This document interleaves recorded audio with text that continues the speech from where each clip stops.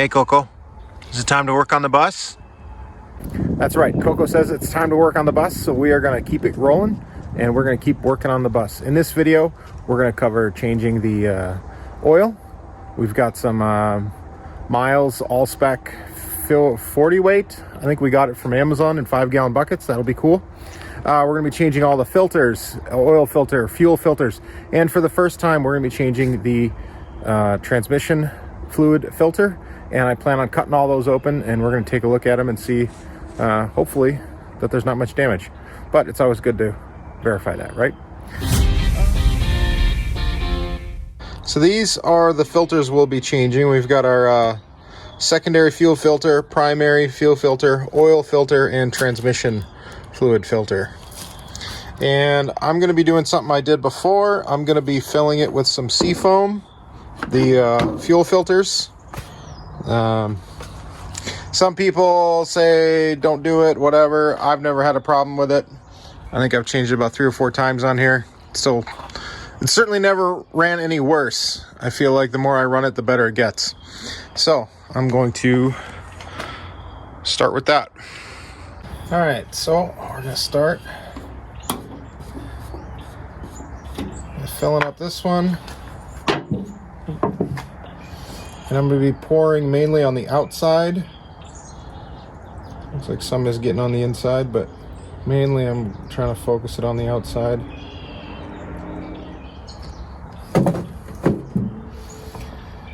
All right, put a little bit around the seal there just so that lubricates fine. All right, we've got our filter here.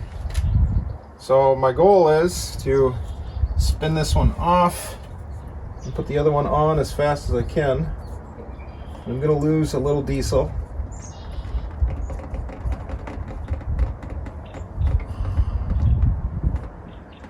Oh, what I forgot to do. Let's turn off the fuel shut off there. We don't want to lose prime if we don't have to.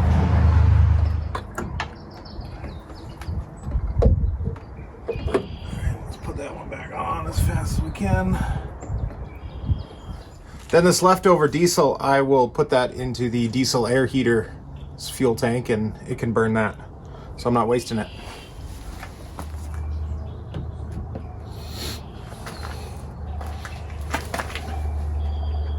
Ah, boy. Still gonna want to spin. No.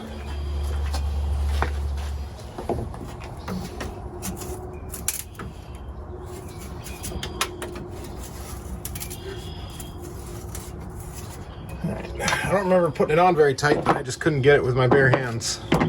Rawr, bare hands. That's the joke.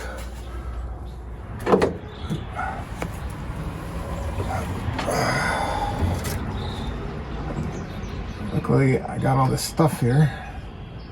I can just set stuff down. It's not a big deal.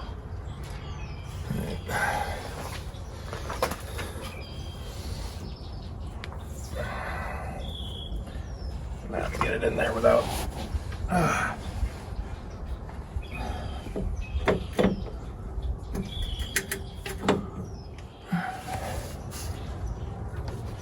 There we go. Well, now that job is done, I'm going to move on to draining the oil. And the reason why I didn't do that first was because I had to let the oil drain down some. I've actually moved it up on blocks so I can get under there a little bit easier. I've got a, where did it go? Oh, it's over there, it's drying out. I have a 17-gallon tub I'm gonna use to drain the oil into. And once I take care of that, then we'll talk about what we're gonna fill it back up with. All right, we're going under here. Nope. This used to be all nice and clean. What happened? We cleaned this all up last year. It's a Detroit diesel, right? Get a Detroit, they said.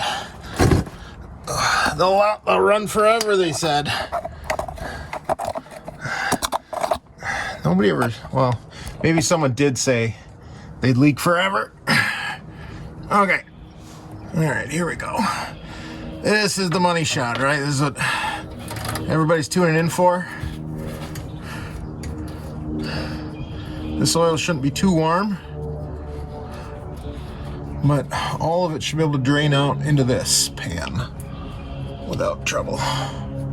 So there it goes.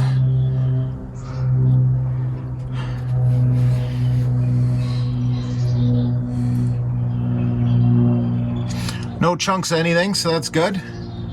Got that going for us, which is nice. Definitely got a lot of leaks in here we need to take care of. You know, maybe while that is doing its business there, this is where, let's see if we can get you up here.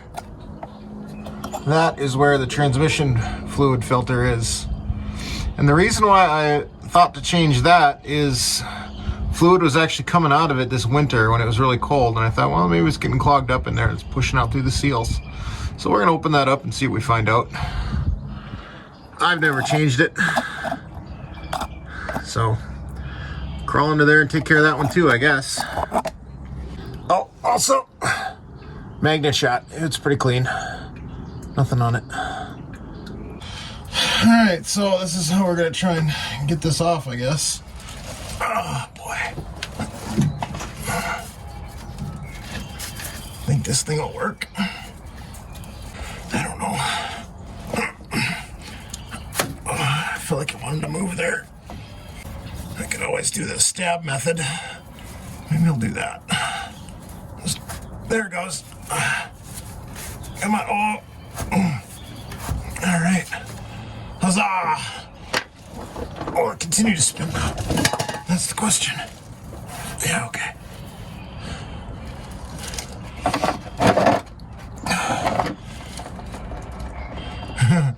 It's like something out of some horror movie. I just killed it.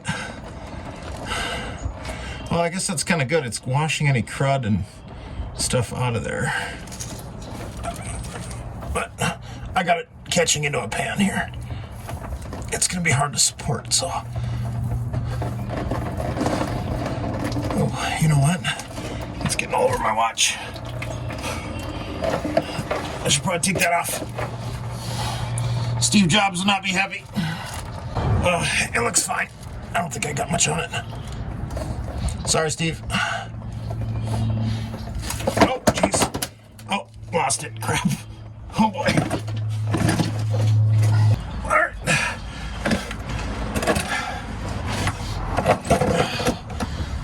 Okay, situation normal. You know what that means. I got it, but I got tranny fluid all over the driveway. We'll just have to put some kitty litter down, I guess. Oh, look at the innards of that thing, huh? Ain't she a beaut? I just gotta get it started. I think I'll be fine. Come on. Or am I going the wrong way? There we go. Oh, I thought I had it. There we go.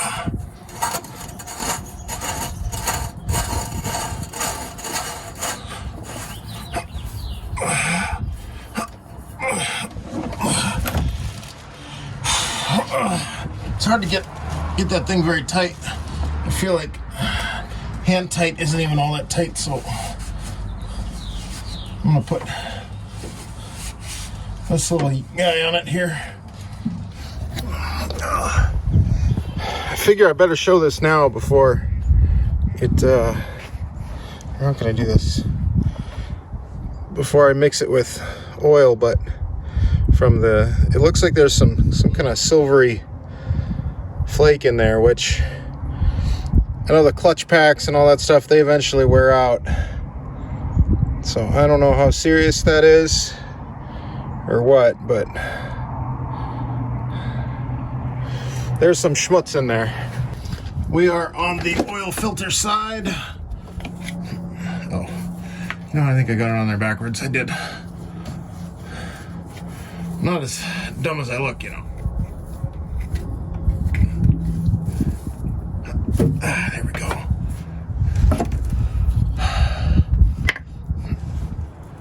Oh.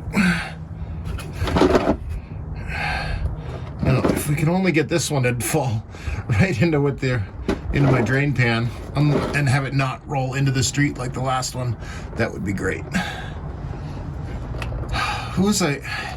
You know, it's just now that I'm remembering, you're supposed to poke a hole in the bottom of this and let it drain out, and then your hands don't look like that. There we go.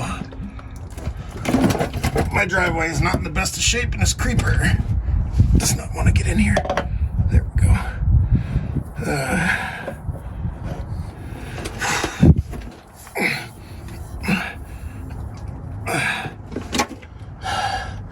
That's hand tight, right? That's what you're supposed to do. If not, it'll be leaking oil and we'll tighten her up. All right, now it's time to start refilling, I think. You know, about now, it'd be great to have a pit. It was so nice when we were working with Phil at the Richfield Bus Company and we're having that pit to work in. That was so nice. All right, let's tighten up the drain plug, and then we can get to filling it back up. So let's talk about the oil I'm going to be using. This is Miles All Spec 40 weight heavy duty diesel motor oil. So what people have been talking about, it comes from Amazon. Got this for about 70 bucks for looks like 5 gallons here, so that's not a bad price. I have been using this Shell Rotella T1, and that's approved for it as well. But I think I can only get this for like $14-15 a gallon, and it's tough to get it. At the local fleet farm I've been buying it at, I think I usually clean them out every time, and I feel bad about that, so I'm gonna try this time around. So I thought I would do a little test here before I started filling it up. I know they're not quite the same height, but one of these is Shell Rotella T1, and the other one is the All Spec, or Miles All Spec 40 weight. So let's see how they, it's obviously pretty thick, it's 40 weight.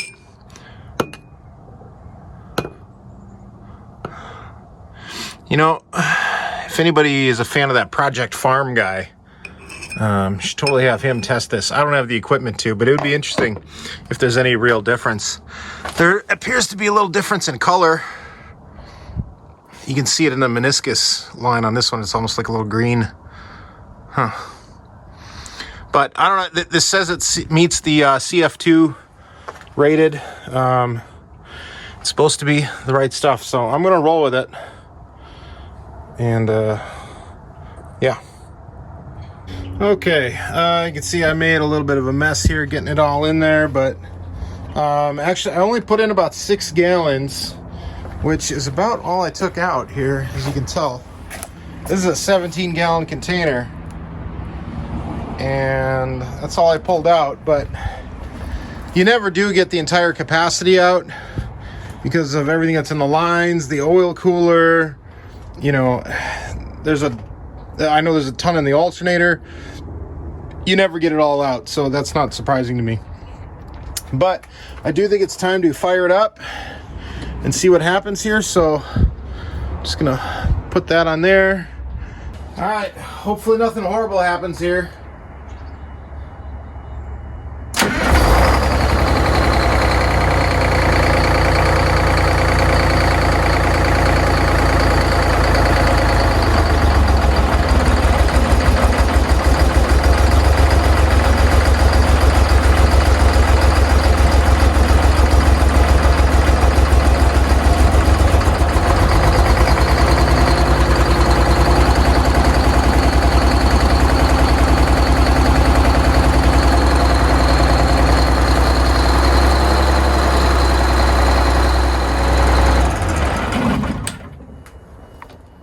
Well, as you can see there, I forgot to turn on the fuel again.